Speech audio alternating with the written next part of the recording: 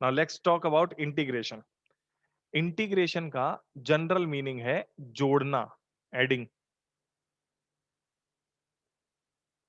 और थोड़ा जब ऐड करना बड़ा होता है तो फिर वो बन जाता है समेशन। और जब समेशन बड़ा होता है तो वो बन जाता है इंटीग्रेशन। चलो मैं आपको थोड़ा समझाता हूं। फॉर एन एग्जाम्पल, अगर आपसे कहा जाए जैसे एडिंग, एडिंग के लिए अगर आपसे कहा जाए कि आपके पास दो डिफरेंट रैंडम नंबर है x और एक नंबर है y, तो ऐड करोगे तो x प्लस वाई को आप एडिंग कहते हो। लेकिन समेशन, अगर आपको याद हो, स्टैटिस्टिक्स में पढ़ा था क्या? 9th 10th में कहीं तो पढ़ा होगा। कहाँ? नहीं पढ़ा? Yes sir. अरे कहीं तो पढ़ा होगा जहां पर आप x1 x2 x3 x4 dot dot dot xn तक ऐड करते हो। तो उसको यस सर। ऐड करने का मतलब x1 plus x2 plus x3 dot dot dot xn, और उसको समेशन में बदल देते हो। कैसे? समेशन xi, जहां पर i की वैल्यू 1 से लेकर के i की वैल्यू n तक जा रही है। याद है ये वाली बात कि नहीं है? Yes sir. यस सर, ये फॉर्मूला सिग्मा एफ आई है। हाँ। तो अब आता है इसमें इंटीग्रेशन।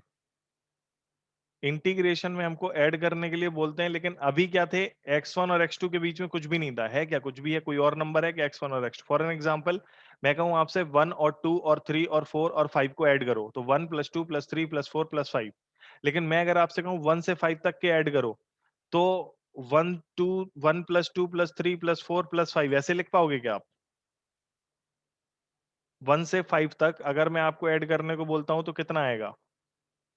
जैसे यहां पर मैं बोल रहा हूं ऐड 50। x dx, या फिर इंटीग्रेट dx, तो add x from x1 to xn। तो इसको लिखने का तरीका होता है dx, इसको लिखने का तरीका होता है y, जो भी फंक्शन है dx x1 से xn तक, तो जो भी है। हाँ, मैंने अभी जो सवाल पूछा था कि आपको, मैं कह रहा हूं 1 2 3 4 5 ऐड करो, 50। और मैं कह रहा हूं ऐड 1 टू 5। क्या अंतर है इन दोनों में?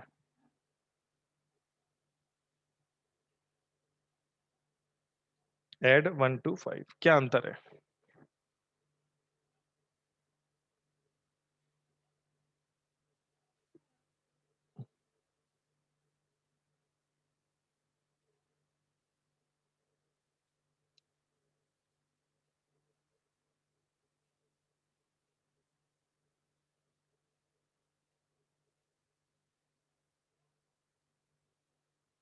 कोई नहीं बोलेगा। सेम ही है। हम्म। सेम। क्या है? सेम। यस। 1 के बाद 2 आता है सीधा। क्यों? 1 के बाद सीधा 2 आता है। नेचुरल नंबर में और होल नंबर में आता नेचुरल नंबर। हाँ, लेकिन अगर मैं कह रहा हूँ ऐड करना है 1 से 5 तक, तो केवल 1 के बाद 2 थोड़ी आता है। 1.1 1.2 या 1.11 1.12 ऐसे करेंगे तो इनफाइनाइट नंबर्स नहीं आ जाएंगे? Yes sir. है। Yes sir. बस that's what I am talking about. कि ऐड करते हो तो कोई भी रैंडम कहीं से भी कोई भी 2 चीजें या 3 चीजें या 4 चीजें रैंडम उठा करके ऐड कर देते हो, ज्यादा नहीं बोलते हैं ये। समेशन के केस में आप उसी नंबर को बार बार ऐड कर रहे होते हो, लेकिन पहला फिर दूसरा फिर तीसरा ऐसे करके ऐड करते हो। और जब इंटीग्रेशन की बात आती है तो आप किन्हीं स्टार्ट और एंड आपको पता होता है, और उसके बीच का हर कुछ सब कुछ ऐड करना पड़ता होता है। Now let's talk about this in a graph, in any function. What are we talking about?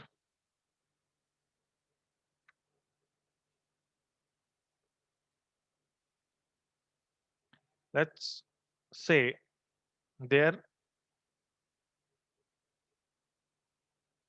this is a graph of function y is the function of x.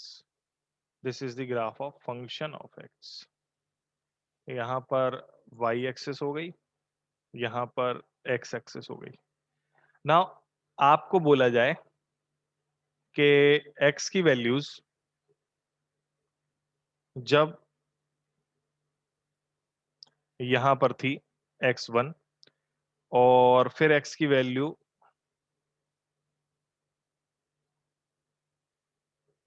यहां पर x2 हो गई, तो इस ग्राफ का एरिया निकालो।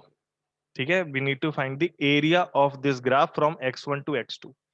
अच्छा, जो x1 है इसको अपन बोलते हैं लोअर लिमिट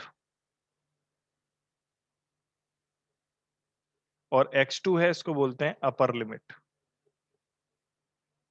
अगर हमें लिमिट्स दिए हैं तो हम उसको कहते हैं definite integration. Why? Because we just need to find the area of this part only. Sir indefinite भी होती ना। हाँ, और अगर मान लो हमें लिमिट्स नहीं दिए हैं तो उसको हम लोग कहते हैं इनडेफिनेट इंटीग्रेशन।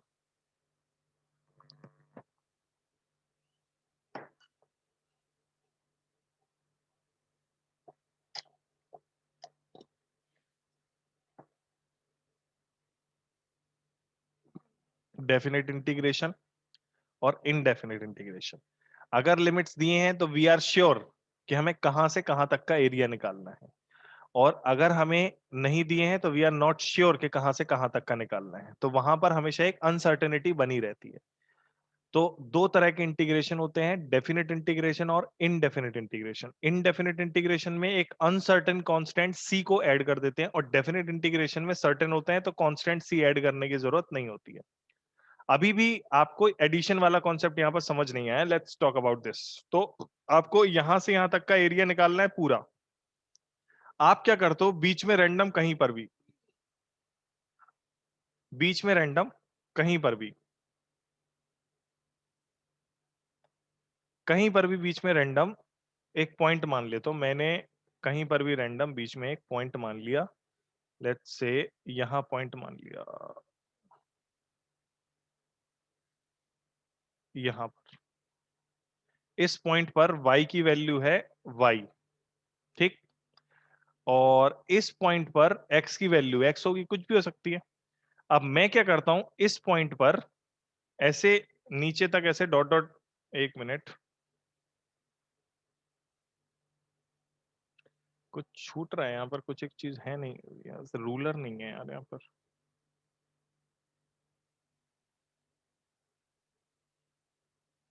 रूलर क्यों नहीं है यहाँ पर, एक मिनट रुकना जरा। तो हमने कोई एक रैंडम पॉइंट माना था जहां पर वैल्यू है y और वहां पर उसकी वैल्यू x हो सकती है। अब हम क्या करते हैं, यहां पर एक छोटा सा इनफाइनेटिसिमल स्मॉल एक वो काटते हैं,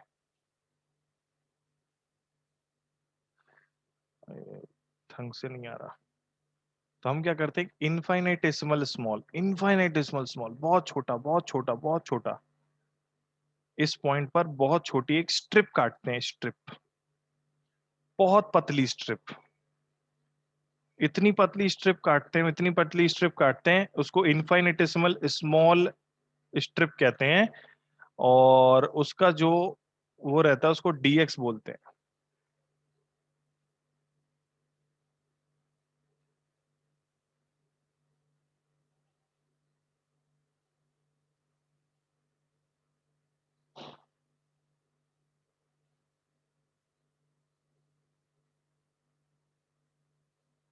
ये स्ट्रिप बहुत छोटी काटते हैं और स्ट्रिप की चौड़ाई जो होती है वो होती है dx। ठीक है, अच्छा, जरा इस स्ट्रिप को थोड़ा ध्यान से देखेंगे, इसको अपन ने जूम कर दिया, ये जो हमने एक इनफाइनेटिसिमल स्मॉल स्ट्रिप काटी है, आप जरा इसको ध्यान से देखेंगे और मुझे एक बात बताओ, इस स्ट्रिप का, अगर स्ट्रिप का एरिया निकालेंगे तो वो कितना आएगा, स्ट्रिप का एरिया। ये स्ट्रिप कौन से शेप की स्ट्रिप है ये बता दो। अच्छा, ये जो स्ट्रिप है कौन से शेप की स्ट्रिप है, रेक्टेंगल। रेक्टेंगुलर स्ट्रिप है। तो रेक्टेंगुलर स्ट्रिप का फॉर्मूला क्या होता है एरिया का, रेक्टेंगल का एल इंटू बी। है, एल इंटू बी। क्या होता है, length into breadth. Length into breadth. तो यहां पर इस स्ट्रिप की लेंथ कितनी है, y y, ये वाली जो है यही इसकी लेंथ है कि नहीं है? इसकी अगर हमें लेंथ देखनी है तो y होगी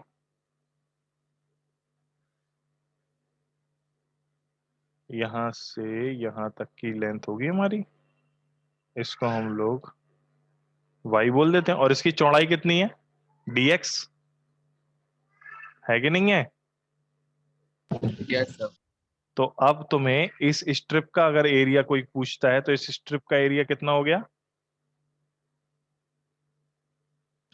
y dx y dx। तो वो एरिया को हम छोटा सा एरिया बोलेंगे, small area of the strip.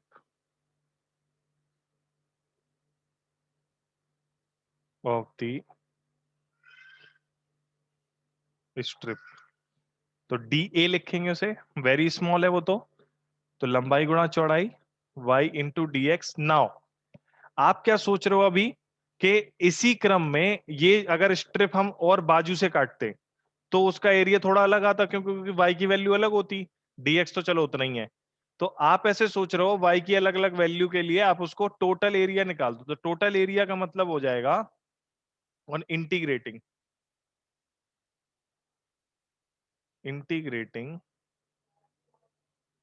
this dA, we will get complete area of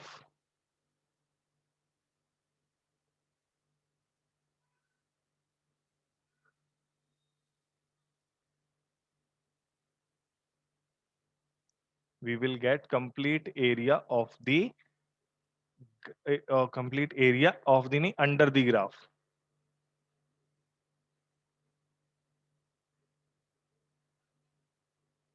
अब वो कैसे आएगा complete area under the graph, देख लेते हैं हम।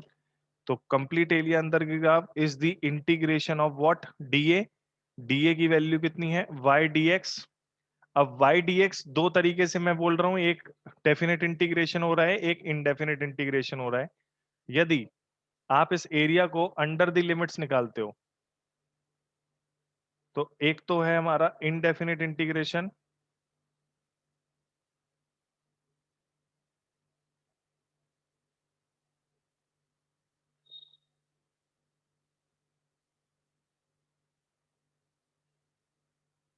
और एक है हमारा डेफिनेट इंटीग्रेशन।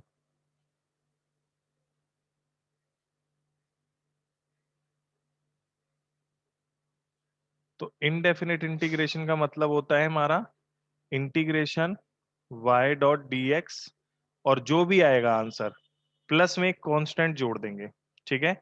और डेफिनेट इंटीग्रेशन का मतलब होता है हमारा definite integration integration y dot D x limits में होगा, लोअर लिमिट से लेकर के x1 से लेकर के x2 तक, लोअर लिमिट से लेकर के अपर लिमिट तक। तो वो उस जगह का एरिया आएगा, और ये इनडेफिनेट एरिया आएगा हमारा। यहाँ पर डेफिनेट एरिया आएगा, डेफिनेट इंटीग्रेशन करोगे तो इनडेफिनेट करोगे तो इनडेफिनेट एरिया आएगा। और जब आप इसको सॉल्व करोगे तो कुछ भी आंसर आएगा ना, उसको आपको लिमिट में रखना पड़ेगा, x1 से लेकर के x2। जैसे ये फंक्शन ऑफ x, जब ये y जो है फंक्शन ऑफ x और इंटीग्रेट करोगे तो भी फंक्शन ऑफ x ही आएगा, ध्यान रखना। इंटीग्रेट करोगे तो भी फंक्शन ऑफ x ही आएगा, फंक्शन ऑफ x ही आ जाता है हमारा इंटीग्रेट करने के बाद। यहां पर भी फंक्शन ऑफ x ही आएगा हमारा इंटीग्रेट करने के बाद। अब हम लोग क्या करेंगे, यहाँ पर लिमिट रखेंगे, जो भी आएगा। अभी मैं आपको फॉर्मूले सिखाऊंगा ना, तो उससे आपको चीजें और क्लियर हो जाएंगी। तो जो भी आएगा एक बार आपको क्या करना पड़ेगा, अपर लिमिट, और एक बार क्या करना पड़ेगा, लोअर लिमिट। तो एफ एक्स में एक जगह रखना पड़ेगा, एफ एक्स की जगह x2 माइनस, और एक बार रखेंगे एफ की जगह x1। ये आपका आंसर होगा, और यहाँ पर ये आपका आंसर होगा। यहाँ पर ये जो कांस्टेंट है ये अनसर्टेनिटी दिखाता है, कांस्टेंट जो है ये अनसर्टेनिटी दिखाता है। ये तो मैंने आपको रफ आइडिया दे दिया कि किस तरीके से हम इसको इंटीग्रेट करेंगे। फिर से एक बार बता देते हैं हम आपको इंटीग्रेट होता क्या है। नेहा, तुम्हें तो इंटीग्रेशन क्या होता है आता होगा बेटा? Yes sir. हाँ, तो तुम अभी बेसिक मैथ्स चल रहा है इसमें क्लास 11th में, तुम्हें और वो आता है तुम्हें वेक्टर्स? हाँ सर। अच्छे से मैंने पढ़ाया है क्या? नहीं सर, आपसे नहीं पढ़ा बट पहले पढ़ा था। ठीक है, ठीक है, तो तुम ज्वाइन रखो, वेक्टर्स में पढ़ाऊंगा, वेक्टर्स भी जरूरी है हमें, ज्वाइन यस सर। रखो इसको, कोई दिक्कत नहीं है, 2-4 दिन की बात है, 2-4 दिन में बेसिक मैथमेटिक्स खत्म ही हो जाएगा। अब तुम मैथ्स की और पूरा पढ़ चुकी हो तो तुम्हें ये बेसिक मैथमेटिक्स में उतना मजा आएगा नहीं, सब पढ़ा पढ़ाया है।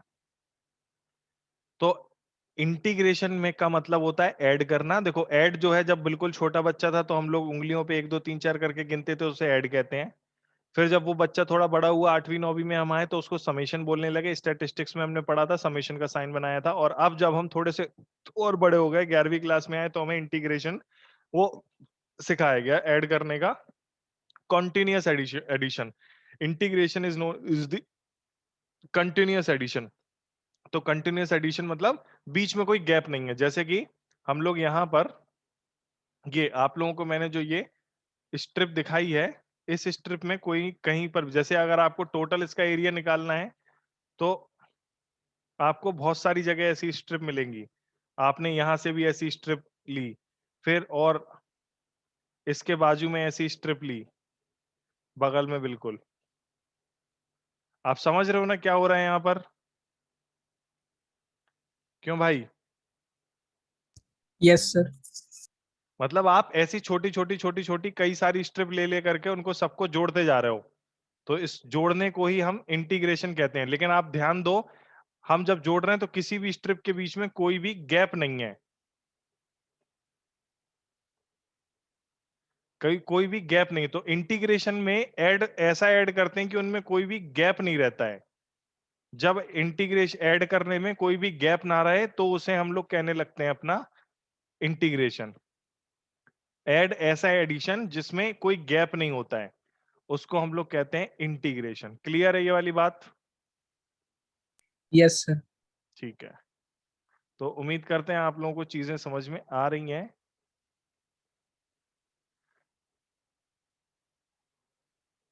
ये हमारा इंटीग्रेशन का पूरा तरीका है।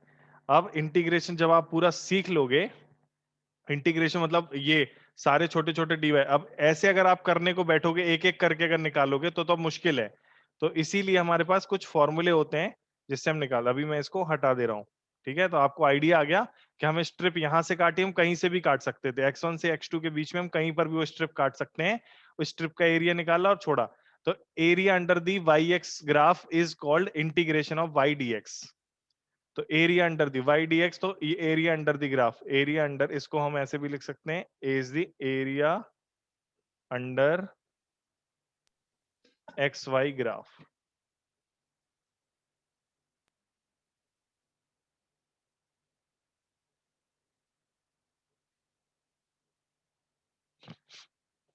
सब बढ़िया, सब बढ़िया, सब बढ़िया, आगे बढ़ते हैं हम। सर वो स्ट्रिप का जो लेंथ है सर, वो पूरे ग्राफ में सर डिफरेंट डिफरेंट रहेगा ना डिफरेंट सर? डिफरेंट इस डिफरेंट डिफरेंट रहेगा, इसीलिए हमारे पास कुछ फॉर्मूले आते हैं, इसको डिफरेंशिएट कर, इंटीग्रेट कैसे करेंगे हम। तो इंटीग्रेशन के कुछ फॉर्मूले आते हैं। डिफरेंशिएशन के फॉर्मूले याद हैं? Yes sir. इंटीग्रेशन के फॉर्मूले उसके जस्ट उल्टे होते हैं। इंटीग्रेशन के जो आपस में सर अपोजिट होते हैं। क्या कह रहा बेटा? सर इंटीग्रेशन और डिफरेंशिएशन आपस में अपोजिट होते हैं।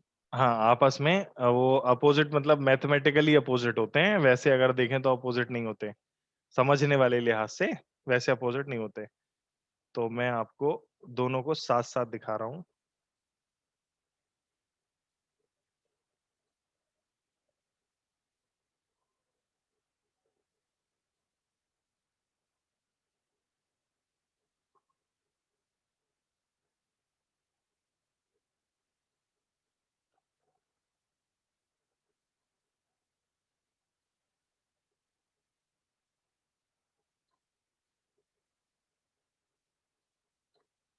देखो, जैसे अगर आपको याद है कि x का डिफरेंशिएशन 1 होता था, याद है कि नहीं? Yes sir. तो 1 का डिफरेंशिएशन इंटीग्रेशन x होता है।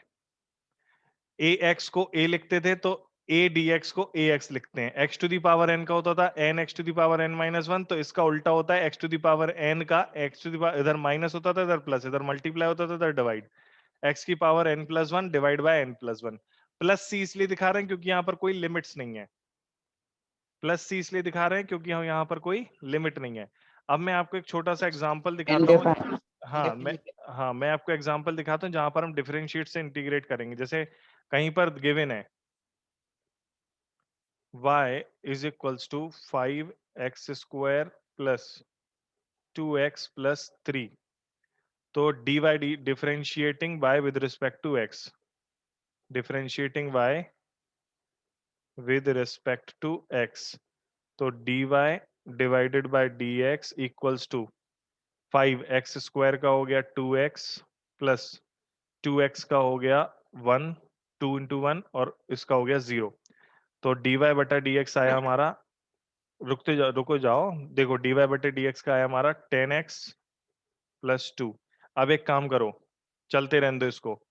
अब देखो यहां से हम बाजी पलटते हैं। हम क्या करते हैं, dy को यहीं छोड़ते हैं और 10x प्लस 2 के साथ dx ले जाते हैं।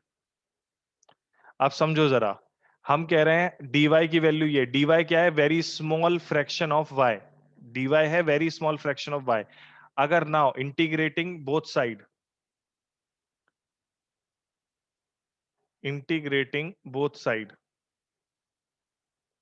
आप जब दोनों तरफ इंटीग्रेट करोगे तो integrate dy is equals to integrate 10x plus 2 dx। अब dy, जैसे यहां पर अगर अपन dy मतलब क्या, 1 इंटू dy, तो जब 1 इंटू dx का करते हैं तो x प्लस सी आता है, तो 1 इंटू dy का करेंगे तो y प्लस सी आएगा। बोलो हाँ या ना। इसको हम लिखेंगे y प्लस C1, क्योंकि लेफ्ट का अलग कांस्टेंट आएगा, राइट का अलग कांस्टेंट आएगा। अभी प्लस का साइन है तो प्लस से बॉदर मत हुआ करो, जैसे डिफरेंशिएशन में अलग अलग कर देते थे वैसे इंटीग्रेशन में अलग अलग कर दो, बस कोई दिक्कत नहीं। तो 10 तो 10 रहने दो, यहाँ पर x की पावर कितनी है 1, x की पावर 1 का मतलब कितना होता है x की power n, x to the power n का इंटीग्रेशन है x to the power n plus 1 divided by n plus 1, यानी कि कितना आएगा x to the power 1 plus 1 divided by 1 plus 1 plus 2 into क्या 1, तो 1 का डिफरेंशियल इंटीग्रेशन क्या होएगा x, तो 2 इंटू dx का हो जाएगा 2 इंटू x, हो गया हमारा और प्लस में कांस्टेंट आएगा C2। व्हाई, बिकॉज लिमिट्स नहीं दी है हमें। ये जो हमने किया किसको समझ में नहीं आया, बोल दो जरा, बोलो भाई किसको समझ में नहीं आया। ये इंटीग्रेट हमने बोथ साइड किया, प्लस का साइन जैसे डिफरेंशिएशन में करते थे वैसे इंटीग्रेशन में करा हमने, और अभी हम डिफरेंशिएशन से इंटीग्रेशन में वापस लौट रहे हैं। मतलब हमने जिस आइटम का, जिस जिस फंक्शन जो y था उसका डिफरेंशिएट करा तो हमें स्लोप निकला, फिर स्लोप में dy बटा dx था, तो हमने क्या किया, dx को उस तरफ ले गए, उस तरफ ले गए तो एक नई चीज बन गई। इस नई चीज में dy की वैल्यू आई, dy क्या है, very small change in y। Now we need to find the complete value of y ना, we need to find the exact function of y। तो हम क्या करेंगे, उसको इंटीग्रेट करेंगे, तो dy को इंटीग्रेट करेंगे तो y प्लस C1 बनेगा, ये उधर चला गया, y बराबर यहां से 2 5 जा 10, तो y बराबर 5x square plus 2x, C1 उधर चला गया तो plus C2 minus C1, C2 minus C1 को एक सिंगल कांस्टेंट C लिख देते हैं, 5x square plus 2x plus C, hold करना।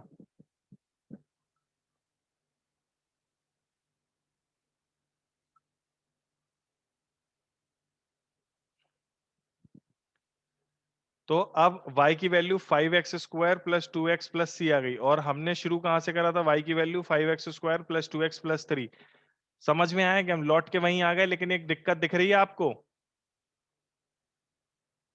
दिक्कत दिख रही है कि नहीं। कांस्टेंट। हाँ, कांस्टेंट को आप वापस नहीं ला सकते, ये दिक्कत है। एक मिनट होल्ड करो।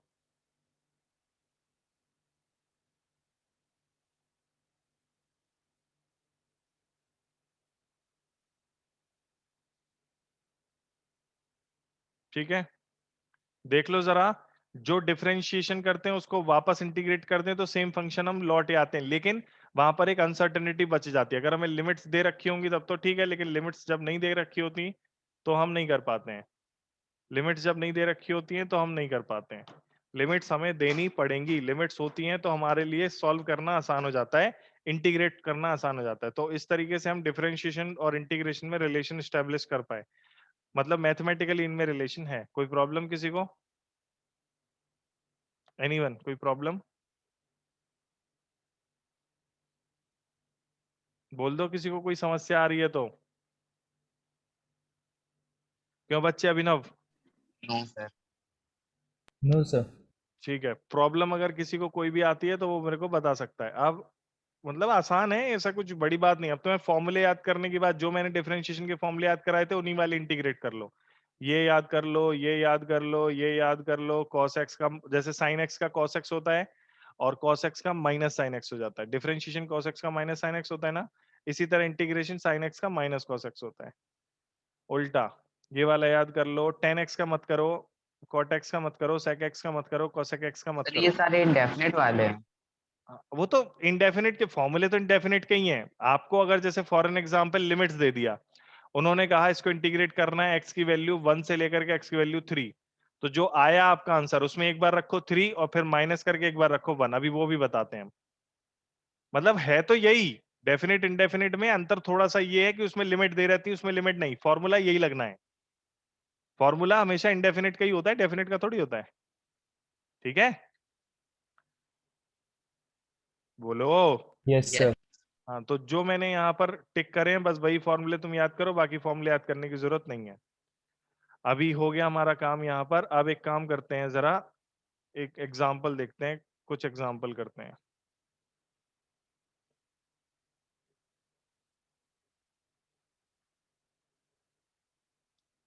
Integrate y is equals to 3x square plus 2x plus 1 from x is equals to 0 to x is equals to 3 second. शुरू हो जाओ।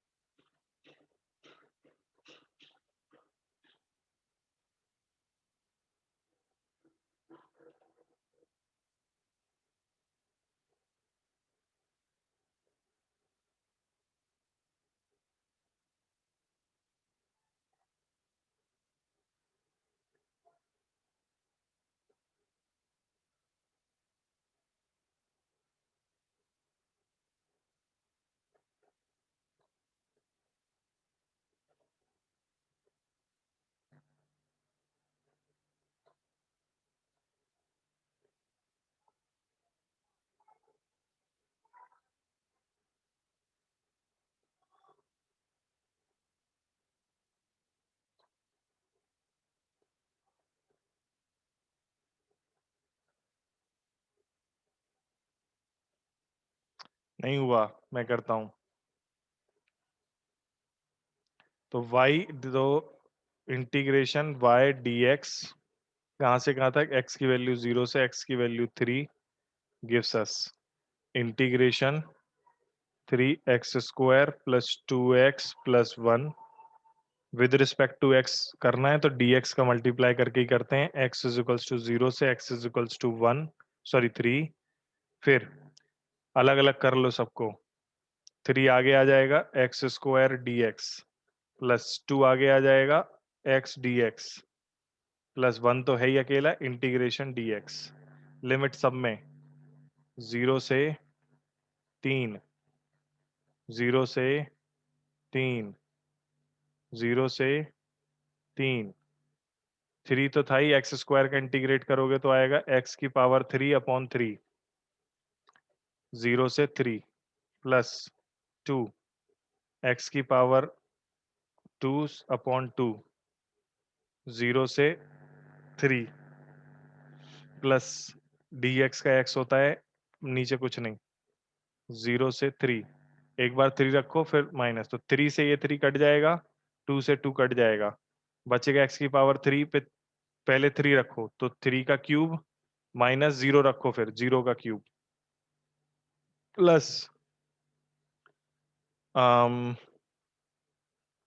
अभी इसमें रखेंगे अपन पहले 3 का स्क्वायर माइनस 0 का स्क्वायर और इसमें रखेंगे 3 minus 0 27 minus 0 plus 9 minus 0 plus 3 30 39 39 answer आ गया।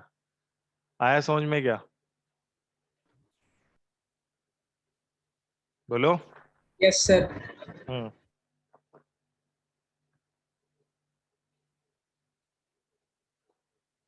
अगला question find the area under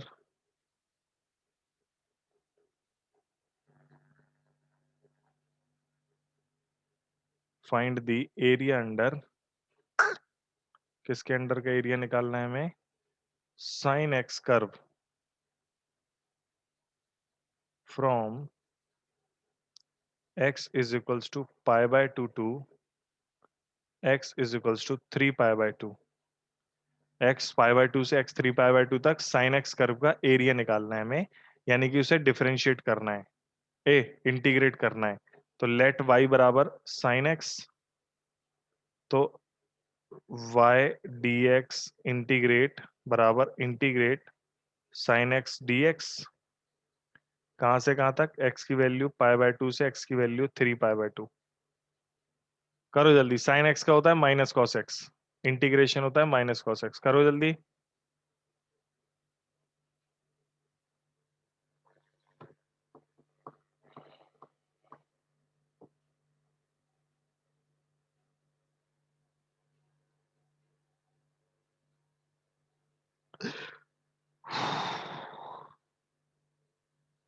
करो जल्दी करो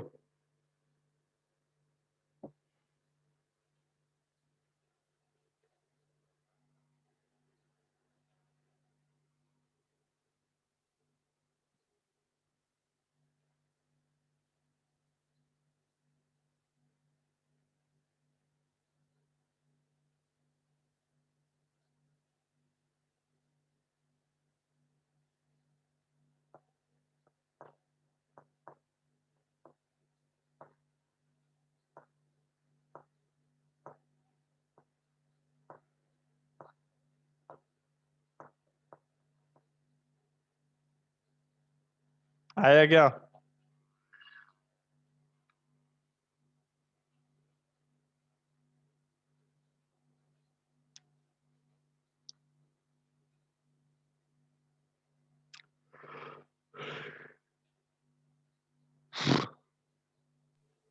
सर 0। हम्म क्यों जीरो हुआ इस पे हम चर्चा करते हैं आया सभी का आना चाहिए फिर हम उसको चर्चा करेंगे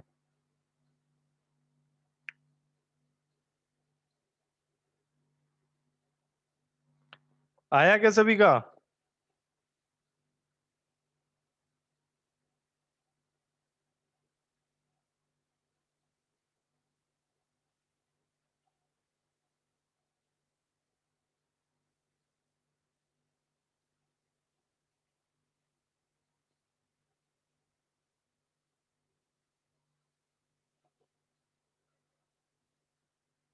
कर जल्दी करो यार।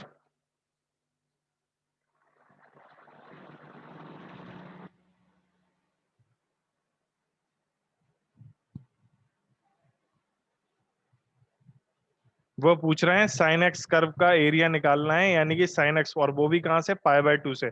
तो पाई बाय 2 कहाँ पर है, यहाँ पर। यानी कि कहाँ से कहाँ तक की लिमिट है पाई बाय 2 की, ग्राफ में यहाँ से 3 पाई बाय 2, यानी कि यहाँ तक का एरिया निकालना है। तो जरा और से देखो, एरिया निकालेंगे हम, मैं ग्राफ से बता रहा हूँ तुम्हें, एरिया निकालना है मैं ग्राफ का। तो हम क्या करेंगे, ये वाला एरिया, एरिया कौन सा होगा, यही तो होगा जो मैं बना रहा हूँ।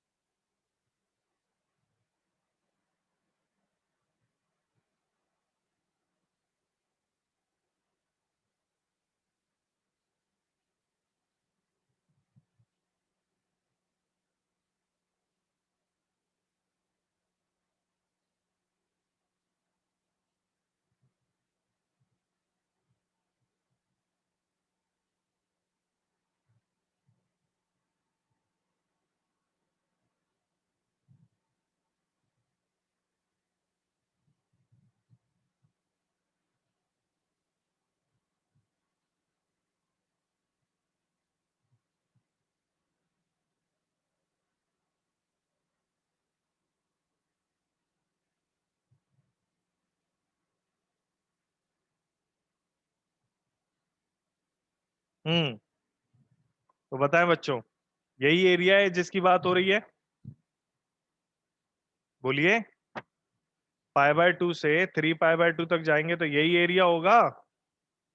Yes sir.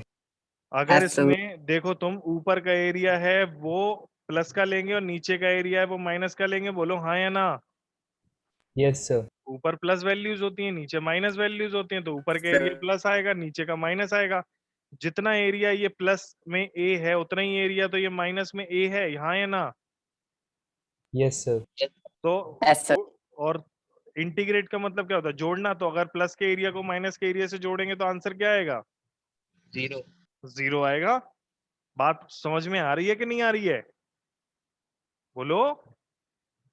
Yes sir. Yes अगर अगर तो हम इसको सॉल्व करने से पहले ही हमें आइडिया लग गया क्या आंसर आने वाला है। साइन एक्स का कितना होता है, माइनस कॉस एक्स।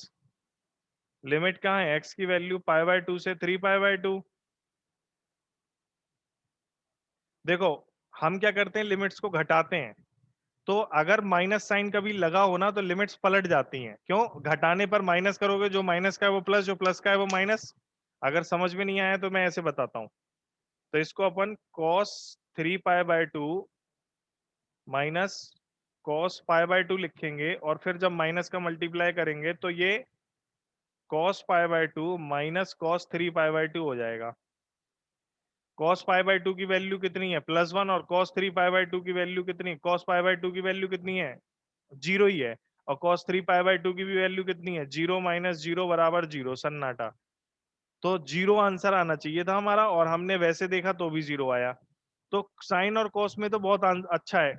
अगर जैसे मान लेते हैं एक्स की कोई भी वैल्यू हो, जैसे मान लेते हैं हमको कहा जाए साइन में यहां से लेकर के 0 से लेकर के 0 से लेकर के 2 पाई तक, चाहे साइन में चाहे कॉस में, इंटीग्रेट करने को बोल दे, आंसर क्या आएगा, 0। 0 आएगा कि नहीं आएगा। सभी को समझ में आ रहा है मैं क्या कह रहा हूं।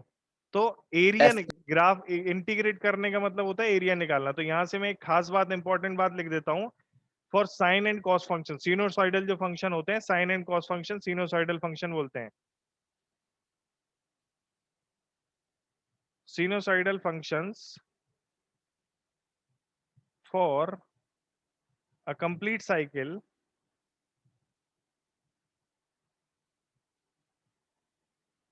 हैज 0, क्या, sinusoidal function for a complete cycle has 0 area. यानी कि इंटीग्रेशन कंप्लीट साइकिल के लिए करोगे तो 0 आएगा। और कॉस में तो तुम आधे साइकिल मतलब 180 डिग्री तक करोगे तो भी 0 आएगा, और 180 से 2 पाई तक करोगे 0, क्योंकि कॉस का एरिया अगर तुम्हें दिख रहा हो तो कॉस का एरिया यहां से यहां तक का ये एरिया रहेगा, और फिर बाकी 100 पाई मतलब 180, जितना प्लस में उतना ही माइनस में, तो 0 आ जाता है। ये आपको थोड़ा अगर आपको ग्राफ का शक्ल याद है तो भी आपके लिए फायदा हो जाता है, एरिया निकालना आसान हो जाता है। तो ये ऐसे रहेगा, ध्यान रखना इसको। 0 हो गया हमारा, कई बार 0 नहीं भी होता है, ऊपर ऊपर का केवल निकालना है। 0 मतलब साइन में हमें 0 से 180 तक निकालने को बोले तो वो 0 थोड़ी होगा, प्लस का कुछ आएगा। और 180 से 2 पाई तक बोले तो माइनस का आएगा, लेकिन उतना ही आएगा जितना 0 से पाई तक आया था। बताओ गलत तो नहीं कह रहा मैं? जो इंटीग्रेट करने को बोले अगर मान लो तुमसे, कहां पर, यहां पर, ये, तो जितना तुम्हारा यहां एरिया आया है उतना ही तुम्हारा यहां आएगा, लेकिन वो नेगेटिव का आएगा। क्लियर? ऊपर प्लस यस का सर। आएगा और नीचे माइनस का आएगा। तो आपको बहुत सारी चीजें का आइडिया, ग्राफ का अगर आइडिया है तो बहुत सारी चीजों का आइडिया भी लग जाता है। फिर साइन की कोई वैल्यू बनी रहे, मतलब एक्स की कोई वैल्यू बनी रहे, हमें पता है, चाहे इधर एक्स हो, चाहे इधर 2x हो, चाहे 3x हो, चाहे एक्स स्क्वायर हो, कुछ भी हो, एक्स की जगह कुछ भी हो, कुछ भी हो, मैं तो कह रहा हूं आपका साइन एक्स है ना अल्टीमेटली, तो वो उसका पूरे कंप्लीट साइकिल में आंसर 0 ही आएगा। चाहे साइन एक्स करो, चाहे 2x साइन 2x करो, चाहे साइन एक्स स्क्वायर करो। साइन स्क्वायर एक्स और साइन एक्स स्क्वायर दो अलग अलग चीजें हैं, बोलो है कि नहीं है? तुम अगर इंटीग्रेशन साइन एक्स स्क्वायर करोगे, एक्स की वैल्यू 0 से एक्स की वैल्यू 2 पाई तक, तब तो आंसर 0 आएगा। लेकिन अगर तुम x की वैल्यू 0 से x की वैल्यू 2 पाई कंप्लीट साइकिल में साइन स्क्वायर एक्स करोगे तो वो 0 नहीं आएगा, वो पॉजिटिव आएगा। Why? Because sine square x कर रहे हो तो जो ऊपर है वो तो ग्राफ पॉजिटिव का है ही, जो लेकिन नीचे का है वो भी स्क्वायर करने पे ऊपर ही आ जाता है, वो भी करने पे 0 पॉजिटिव ऊपर ही आ जाता है। ठीक है भाई? अरे बोल दो, यस सब समझ में आ रहा है? हाँ सर आ रहा। सभी को समझ में आ रहा है ना? Yes sir. ठीक है, तो ये साइन वाले ग्राफ मैंने आपको समझाए, जिस मैं इससे समझाने का मेरा आइडिया मतलब आपको ये था कि आप लोग इससे थोड़ा वो बेहतर समझ सकें, मतलब जो है उसको बेहतर समझ सकें। इंटीग्रेशन है क्या, एरिया निकालने का मतलब होता है। तो चलो भाई, क्लास हम आज की खत्म करते हैं। आपको ये इंटीग्रेशन को याद करना है, 2 4 6 सवाल दे दें क्या? वहन दो, कर नहीं पाएंगे तुम, जो अभी पूरा मैंने पढ़ाया नहीं है। थैंक यू अभी सर। चलो ठीक है, अभी पूरा पढ़ाया नहीं है, बाद में करेंगे अपन लोग। ठीक है, चलो बाय बाय। कल और थैंक यू पढ़ाएंगे सर। थैंक यू फिर सर। उसके बाद देंगे। ठीक है, thank you bye. Sir. Bye बच्चों।